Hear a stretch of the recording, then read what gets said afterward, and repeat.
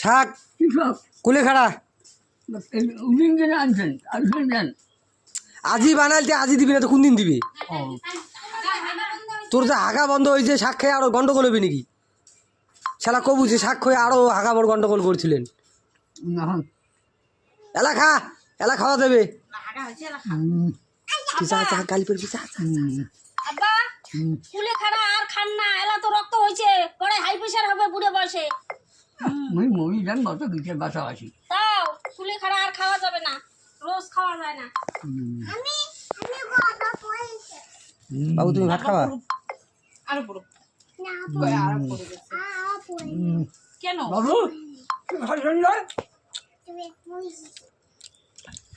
তেল খেয়ে আসলাম, তেল খেয়ে আলাম, তেল খেয়ে আসি, তেল সেন্টার।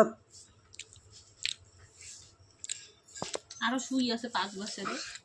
আর এখন এই যে আমার জহির দাদু আর আমি একসঙ্গে খাইছি। কি চুকে খায়